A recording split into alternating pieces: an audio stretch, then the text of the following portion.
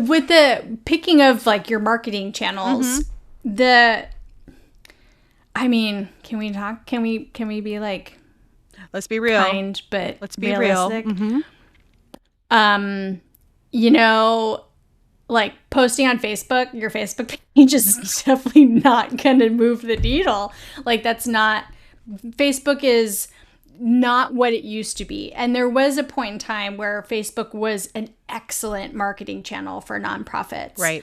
And now it's just like the landscape has changed. And yes, you can still be active on Facebook, but I would not put all of your marketing eggs for your nonprofit in the Facebook basket. Agreed. Welcome to the Nonprofit Nook, the podcast for nonprofit leaders, board members, and community changemakers who want to build stronger, smarter organizations. I'm your host, Wendy Kidd, a longtime business owner and nonprofit leader, and I'm here to bring you real talk, real tools, and real stories to help you thrive in the nonprofit world. I'll be talking with local nonprofit leaders, community changemakers, and experts in everything from board development to fundraising and digital tools, sharing real stories and simple strategies you can actually use. Because running a nonprofit is hard, but you don't have to do it alone. Let's get started.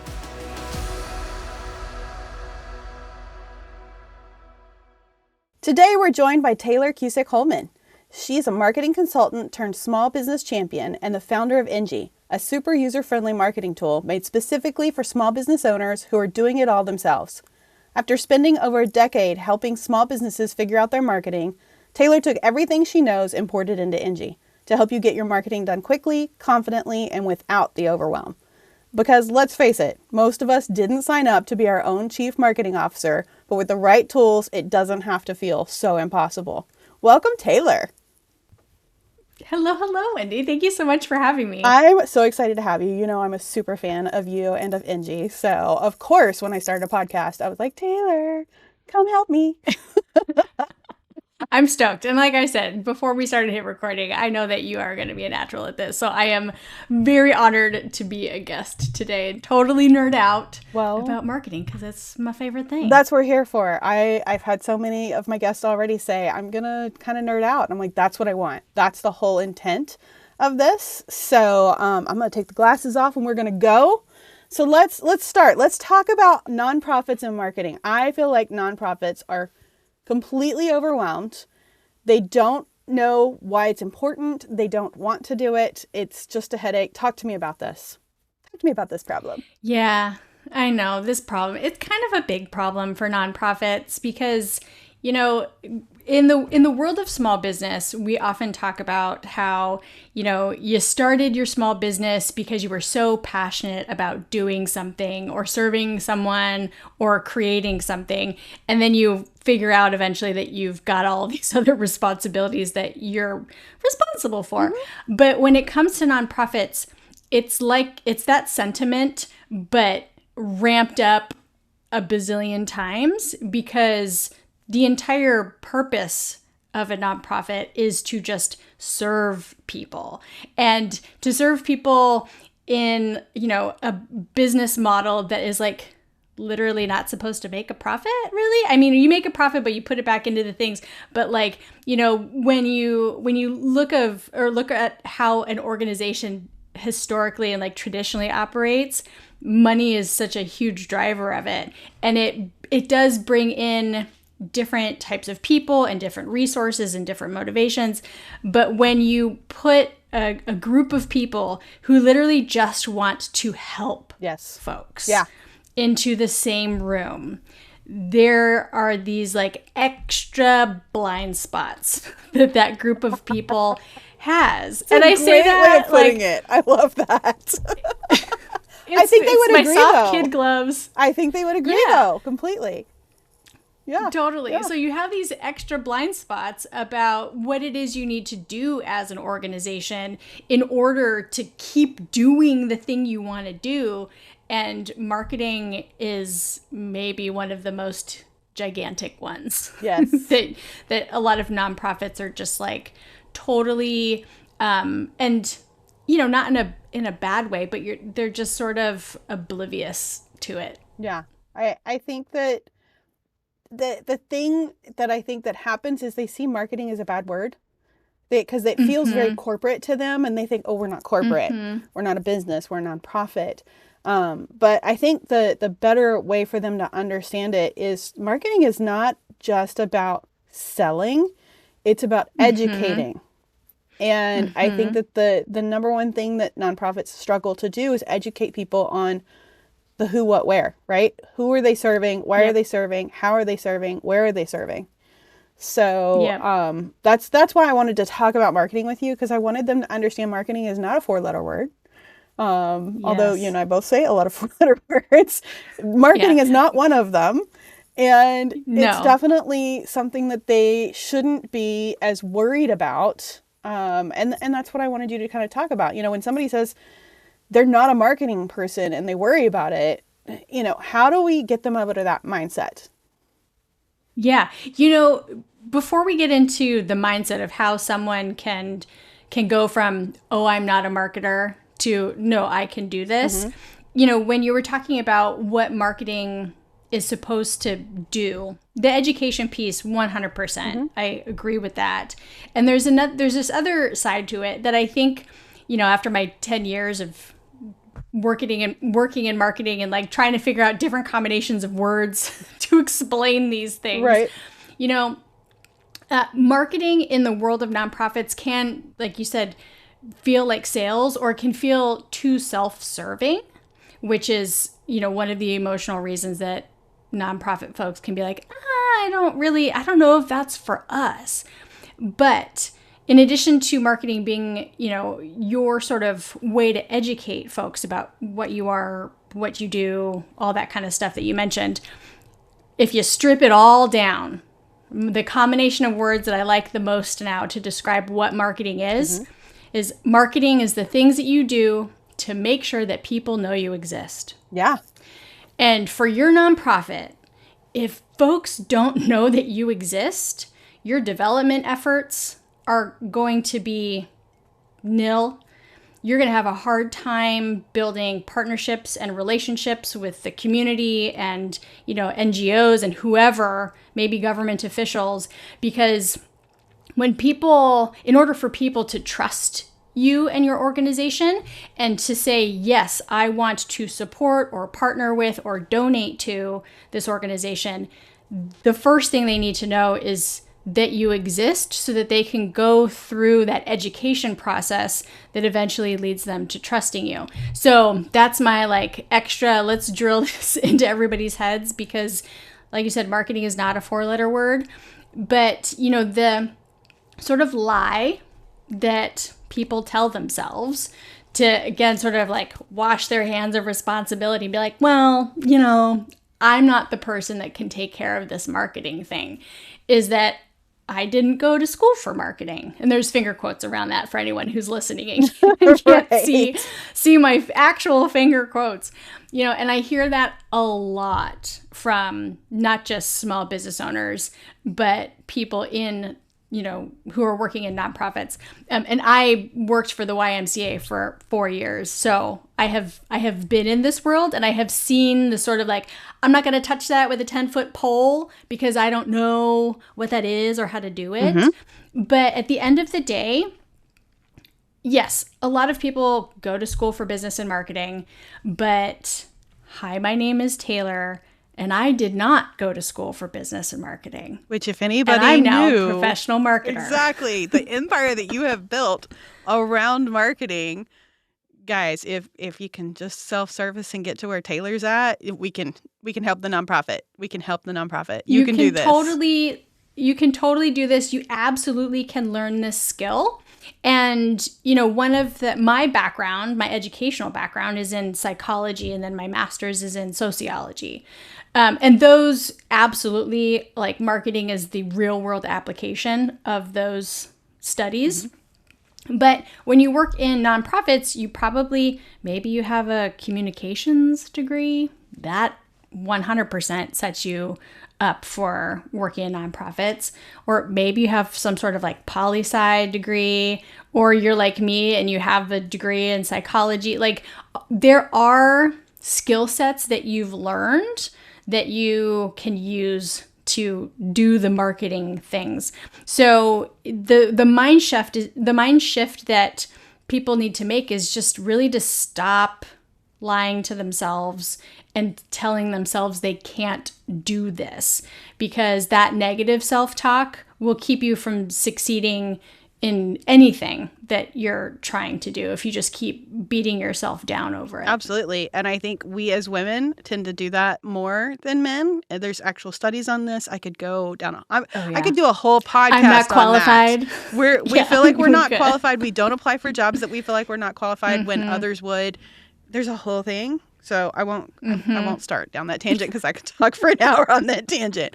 But I feel that so hard when you say that. Like, guys, you can absolutely do this. You can absolutely do this. And with the steps that Tayler's going to share, I think that makes it so much easier. So walk me through this. Tell us how we can make this less overwhelming and we can feel more confident. You know, things are overwhelming when you are trying to start from a blank page or a blank slate, or you're just like staring at something where you feel like you have all of the options. Right. That's a good point. Mm-hmm. And that's right. When you have all of the options, yeah, you're like, I don't even know how to make decisions on where to start or what's right. And a lot of people skip this step and they just go straight into like doing all of the options that are there. And then they very quickly are so overwhelmed. They're like, nope, I can't do this. Right. Mm-hmm. So don't go down that path, because it's not bueno. But it's just really not. And so the first thing that you can do is to start to put some things down on physical paper or digital paper or whatever it is, to give yourself some guardrails, right? Like yes. You start to say, as much as what is an option, you're also saying probably more so what is not an option. I find that easier for me, honestly, to start with the things that, no, that's not going to happen. We're not doing this. Yeah. Like, for example, when it comes to the places that you might start doing your marketing or marketing channels, to use a little bit of jargon, if you know you like hate public speaking and you're not comfortable on camera, then obviously you're not going to go try to start a YouTube channel right for your nonprofit, yes. Right? Like, because you're just going to hate it. Yep. On the other hand, if you're, educational or professional background is like, I am so comfortable writing and I could just blah, blah, blah all day, then yeah, you can lean into things like blogging and, doing some PR efforts that focus on you contributing pieces of work to other places. But, I think for nonprofits, a really good place to start is with what do you need to be communicating to people? And again, to use a little bit of marketing jargon, because we are trying to help you feel comfortable about all of this, that would be defining your content pillars. Yes. And sometimes you might hear those referred to as content buckets or content themes. It's all the same. Sorry, we marketers can't call the same, like one thing, the same thing. There's always 4 different names for it. Right. So on behalf of all marketers, I apologize for that. But when it comes to your content pillars, again, the internet will give you like 75 definitions of what your content pillars should be. But I like to always talk about marketing in ways that are applicable to everyone, regardless of whether you're a nonprofit or a small business owner. And so the content pillars that we have in NG, there are 6. So there's community, education, engagement, entertainment, inspiration, and promotion. And so if you take those 6 content pillars and you think about, okay, well, what would I be communicating about, from a community aspect? How is that related to our nonprofit? Or from an educational aspect? Or from a promotional aspect, right? Like if you just start to take those 6 pillars and document what makes sense for you to say under each one, you've given yourself a really solid foundation to just start saying all those things like lather, rinse, repeating, and right. using those content pillars in your social media captions or in your email newsletters or on your website and in your blog. And now all of a sudden you're not starting from a blank slate, right? Which is a really scary place. But the next thing that I think folks need to do is to think about how are they actually going to do the marketing things? And if you don't actually have a plan, then you're going to find yourself in a place where, and Wendy, I know you see business owners doing this all the time, and I'm sure you now have seen all of the nonprofit folks do this also, is they do a little bit of marketing things. They're like super gung-ho about it. And then because they don't actually have a plan, it just like stops. Yep. And then they wake up one day. Super sporadic. So sporadic. And then they wake up one day and they're like we're supposed to be like asking people to donate money, or, oh my gosh, we're supposed to be doing this. And basically like, shit, we dropped the ball. And so having a documented plan that is built around a routine is the easiest way for someone who is doing marketing. Maybe you've been voluntold that you're doing the marketing for your organization. Happens a lot in the nonprofit world. Yeah. So this is especially for all y'all who have been voluntold that you're going to be in charge of marketing. But to say, hey, I'm going to spend 2 hours every Tuesday working on the marketing things and building a routine around that sort of schedule, or whatever schedule works best for you, is how you can make sure that you're not sporadically educating folks about your nonprofit and the value that it brings, and that you're not sporadically visible to the folks that you're trying to make sure understand you exist. Yeah, for sure. So creating content pillars so we know what we're talking about and what we're focused on. I think picking channels, picking how we're going to get that word out there. And I don't just mean social media channels, people, because I think that that's kind of, it's an urban myth. I don't know. People think of marketing as, oh, we need to do social media. Those are two separate things. Social media is one way to do marketing, but it is not a marketing strategy, which I have heard Tayler say so many times. Yep. That's why I love her. So, yeah. With the picking of like your marketing channels, can we talk? Can we be like, let's be real. Kind, but let's be realistic? real. Like posting on Facebook, your Facebook page is definitely not going to move the needle. Like Facebook is not what it used to be. And there was a point in time where Facebook was an excellent marketing channel for nonprofits. Right. And now it's just like the landscape has changed. And yes, you can still be active on Facebook, but I would not put all of your marketing eggs for your nonprofit in the Facebook basket. Agreed. Right. And so, but then on the other end of the spectrum, people are like, so you're telling me I need to dance on TikTok? Like, no, I'm not telling you need to dance on TikTok. Right. Though, Instagram, I think, is actually a good place for nonprofits because, when you think of who are the folks that you're trying to pull in to, like your organization's ecosystem, we're talking who has some disposable income typically, right? Because development is that is the lifeblood of any nonprofit. How are you bringing money in order to keep the work going? Yes. And, even though Gen Z is very activated around, their values, and they can jump on to anything, any sort of platform that is going to help espouse a mission. They don't exactly have like a ton of money to be donating to They're not quite there yet. And they're getting there. They're not quite there yet. Yes, they're trying. And I mean, not that millennials are swimming in money either, but like we're the adults.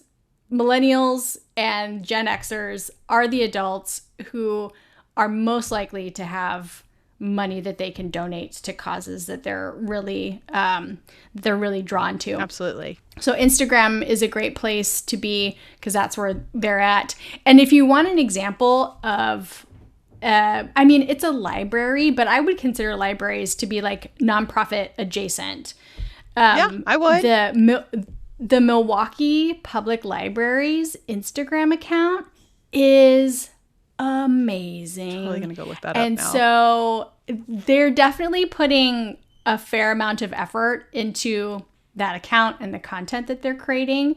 But I think that it's a really great example of how something very serious, like a library, can have so much fun making people aware that they exist. So I wanted to put that out there as a little piece of inspiration. Side note, inspirational piece for you. Have you seen the Merriam-Webster Dictionary TikTok? No. Those people know what they're doing. That rabbit hole. Those people okay, know what there you go. Doing. Who would have thought a dictionary could be so much fun? But it is. Yes. It's really fantastic. And the National Parks Instagram account is also really great. They're like fab. It's snarky in the best way, not like mean way. Right. So those are all really great examples for nonprofits to go and look at and see that you can have, like, your mission can be very serious, but you can still bring levity to it. And that is a big part of what draws people in. Whereas on the other end of the spectrum, you have, organizations like Planned Parenthood that are just kind of like pretty serious all the time. Mm-hmm. And that's the other sort of approach that you can take. So on the spectrum of we are all business all the time to like we have fun around here, wherever on that spectrum your organization sits, like that's what should inspire your, like, the content that you're putting out for marketing. But two other places that nonprofits should definitely be doing marketing: blogging. Like, please, you need your website to get found on the internet. Yes. And if you, just because you have a website does not mean it's going to get found. Come find me if you want to talk like all the specifics, because there's like 704 reasons why that statement is true. And then the other thing is please build an email list. Yes. Please. Oh my gosh, yes. Build an email list. They may not find you on Facebook or Insta or TikTok because of all the algorithms. With email, they will see you. They will hear you. So those are the places that are really great for nonprofits to like focus their marketing. And those are all typically like very low cost or no cost other than your time for the folks who are voluntold. You're not then needing to go say like, well, can I have money to do these things also? Yeah. So, yeah. Well, and I will embody Tayler for a moment and say, don't choose all of them.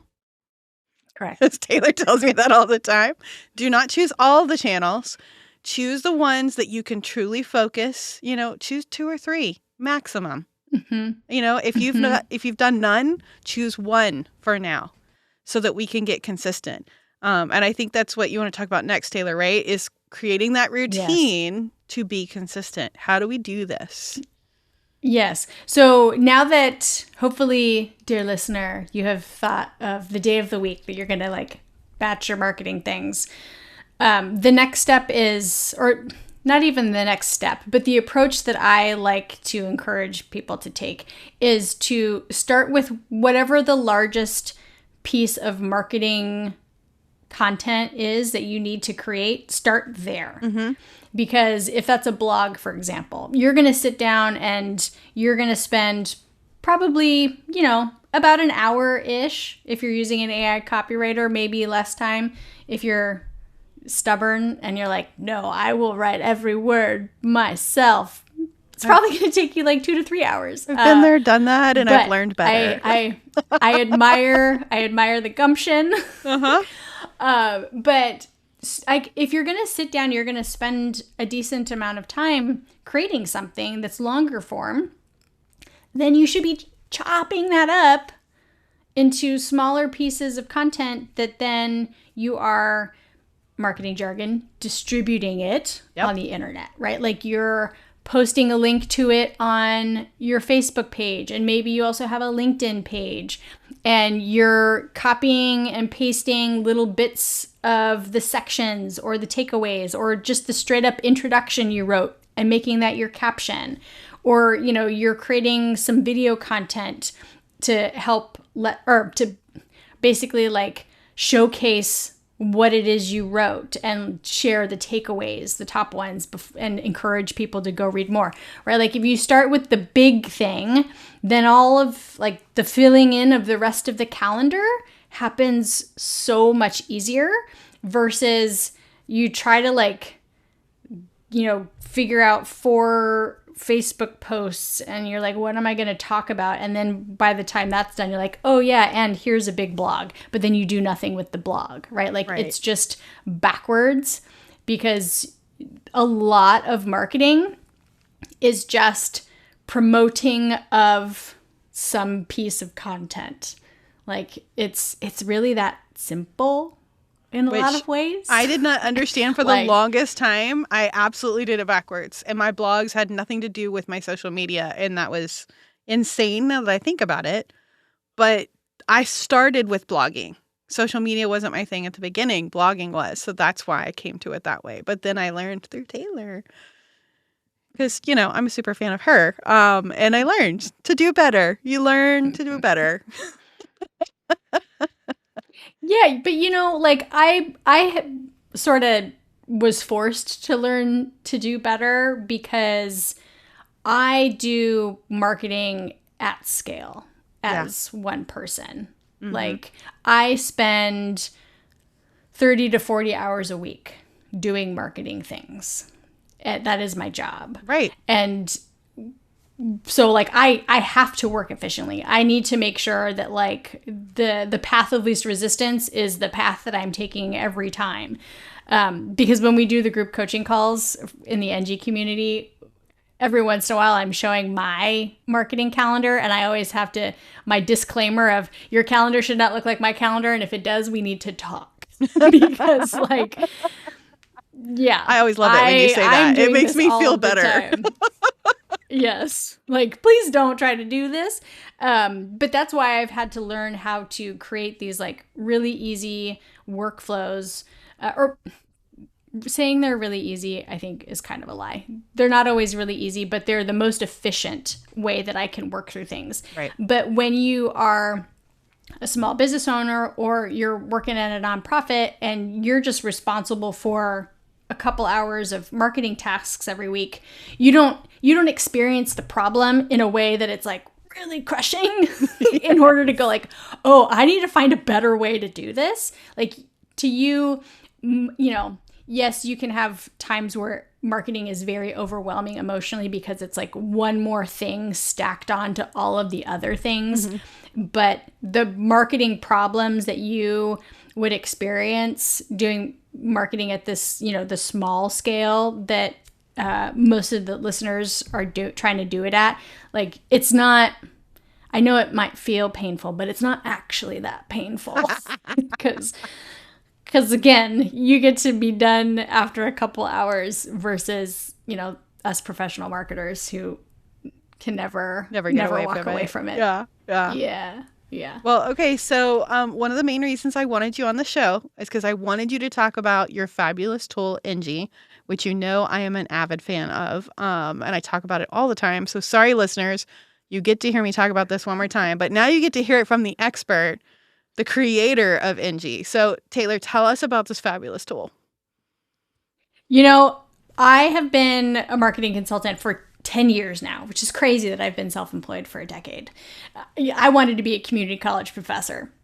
Like that was supposed to be my happy place. That's funny. And now I'm a marketer who's got a software company. Like, hi, talk about things I didn't go to school for. Right. But, my clients for the longest time, I built a business around doing specific marketing things on repeat. Mm-hmm. And during the pandemic, my husband, who's one of my co-founders, he's a technological architect and engineer, but he had been managing teams for a long time. So he was bored and he was like, I'm just going to start building software for fun because I got nothing to do. And, me being me, I was like, you're not going to do anything with that? Right. That's weird. That seems like a lot of effort to like not do anything with that. And so we kicked around a few ideas and then we eventually landed on, well, hey, your clients are constantly asking you to help or to like create a full-on marketing strategy for them. And then they're hiring you to create content, like write blogs and social media captions. And then they're also hiring you to go out and do their social media scheduling and some of their PR. Like, what if we could turn you into software so that the folks who can't afford to outsource these things actually have a proper system for doing it themselves? And we were like, that actually sounds like a good idea. And I don't think something like that exists. So here we are. We're, at the time we're recording this, we're about like 5 years from having the idea for NG and starting to make our first moves. And we're just over 2 years from having launched it and like pushed the birdie out into the nest. And actually, I think I've told you this. You, Wendy, were our very first subscriber on the day that we launched. I actually discovered that from one of your social media posts, and I was like, holy crap. Yes. I can't believe I was the first one. Ugly cry. You were the first one, and you made me ugly cry at this desk that I'm sitting at right now because I was like, holy shit, this might work. Like, it absolutely somebody works. Somebody that I don't know just signed up for this. Yeah. Like, this is wild. Well, marketing works, first of all. Because I probably because I marketed the shit out of it. I want to say I got emails from at least 3 different people promoting NG, including you. But it was like you and Megan Ely and somebody else. And I was like, oh, this looks interesting. And I'm that person who has hated marketing since the beginning of starting her business and did it very, very sporadically. And I could see, in the wedding industry that I was in, you can absolutely see, you can track back 12 months ago what you were doing as to whether you're getting leads in the door or not. Right. And that's how I think a lot of people in the event industry approach their marketing is they market, then they get busy with with people that booked. And then they forget to market and they don't have any business coming in. And so they market. And it's just a cycle. I'm never changing. But NG's the thing that has solved that problem for me. And I love it. Yeah. We're just trying to really create tools that help people do this work consistently because the fact of the matter is the work is never going to go away. Right. Like, unless you come across enough money to pay a salary for a full-time marketer who is a unicorn, or like hire a full-on department, which is even more monies. Like, you have to do it yourself. And for nonprofits, like, you can't get stuck in that same cycle where you're doing a bunch of marketing leading up to your development campaign where you're asking people to make donations and then just like falling off the face of the planet. Yes. Right? Which tends like, to happen. Every time you do that, you bring yourself to like a full stop. And then getting going again takes that much more energy versus if you just kind of keep the machine running, even if it's like bare minimum and just humming along. So that's why like NG creates a marketing plan for people that's customized to their business so that like, hey, they have that plan and they can make adjustments as they need to. But then there's the tools to, draft copy really quickly so it's not a total time suck, and schedule out content on social media ahead of time because none of us want to be like in the apps every single day. No. Like every time I get my screen time notification on my phone, I'm like, ugh. So I hate shaking it as my well. fist for those of you who aren't watching. Yeah, I'm like, God damn it. And then also like a big thing for nonprofits is managing campaigns where you would be doing these extra pushes to make sure that your visibility and your awareness and your educational content is like, going out a little bit more. So you can manage campaigns in NG. And then the big one is tracking your results because at the end of the day, especially if your entire business is like dependent on, do people know I exist? I mean, that's everybody's business. I was saying that. I was like, duh, Tayler, that is literally everybody's business or organization. Like, if no one knows we exist, no one can give us money. Exactly. Right? Whether it's donations or purchases. Or needing volunteers. Or needing all volunteers. Of it. Yes. Yeah. Yeah. People can't volunteer if they don't know you're here. Yeah. And so tracking your results to make sure that all of this effort that you're putting into your marketing is actually paying off, that you're seeing, hey, people are visiting our website. Hey, people are interacting with our social media content. Hey, people are actually donating to the organization in months where we're not explicitly asking for money as a part of a campaign. Like, all of this information then puts you in a situation where you can make better decisions about how you're going to keep going. And so NG is just, we're trying to keep building simple, easy to use tools that are really for non-marketers to do this marketing work. Which I adore. And I want to go back to what you said about keeping track of if it's working or not. I feel like the statistics, the analytics are my favorite part of NG. And I know I've told you this because I use it for other things. I use it for more than just tracking marketing. But guys, if you hate looking at numbers, that's okay, because NG makes it graphics. NG makes it into charts and pretty pie charts and little graphs, or however you like to see your numbers. That's the best part about it to me. And that's such how a we silly do thing. But it helps the person who is not, I don't like looking at actual numbers. I like looking at, this number went up. This is fantastic because the line went up and it changed colors. And yeah, thank you. I'm that girl who turns on the notifications that gives you a little unicorn across the screen from Asana because you did something. Like, I need that in life. I completed a task. Unicorns and rainbows. Yeah, if you've used Asana, you know what I'm talking about. If you haven't, then you need to go use it for that reason. But yeah, you're like, I have no idea what these crazy ladies are talking about right now. But it's fantastic if you've ever used it. So it is. So I thank you so much for coming on the show today and talking about all the things. I know we can delve deeper into all the topics, coming up with a marketing strategy that is appropriate for your nonprofit. I know we can delve deeper into all the things social media for sure. I know we can delve deeper into SEO, and those are going to be future podcast sessions, which I might drag Tayler back to talk about. But anytime. I appreciate you starting us off here with let's be less afraid and let's get organized in how we do it so it's approachable. Yes. Yeah. Thank you so much for hosting the conversation. And really, at the end of the day, I hope that this was a little bit of a gentle, swift kick.